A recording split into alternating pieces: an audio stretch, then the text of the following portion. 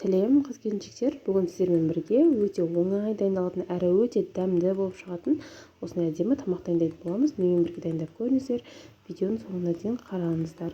Ең алдымен бізге теркадан өткізілген сәбіз керек болады, фарш керек болады 1 кесе, сосын 1 пиала майда етіп туралған пияз керек болады, сосын жарты пиала күріш керек болады. Массамыз жақсы бірігу үшін 1 жұмыртқа, сосын өздеріңіз қалауларыңыз бойынша приправалар керек болады және де тұз. Сосын осылай жақсылап мыжып араластырып алатын боламыз. Қолмен езіп жақсылап араластыру қажет, өйткені сәбіз бен пияз жақсылап бірігу керек. Жақсылап араластырып алған соң тефтеляларымызды домалақтап панировочный сухарикке аунататын боламыз. Ол панировочный сухарикке аунату міндетті емес, аунатпай ақ қойсаңыздар да болады. Мен тек сәндік үшін, яғни әдемі болып шығу үшін аунатып шықтым.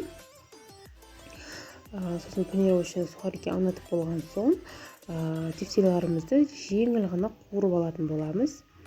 Бұқтырып жатқан кезде шашылып кетпес үшін, формасын ұстап тұру үшін жеңіл ғана майға аунатып қуырып алатын боламыз.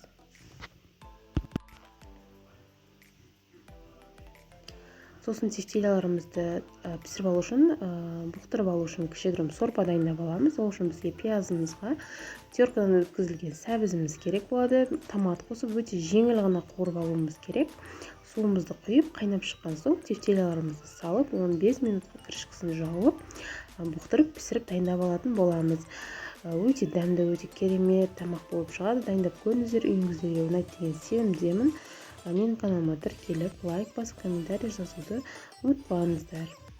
Мінекей 15 минут уақыт өтті, осындай әдемі тефтеляларымыз дайын.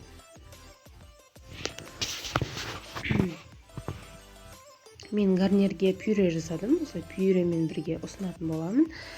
Сіздер күріш жасасаңыздар болады, немесе мүлдем гарнирсіз өзін ғана ұсынсаңыздар да болады. Сосын мен сорпасын көбірек етіп істедім. Біздің үйде сочный етіп жейді.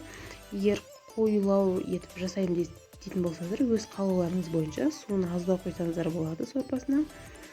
Мінекей осылай өте дәмді тамақ болып шығады. Ас болсын.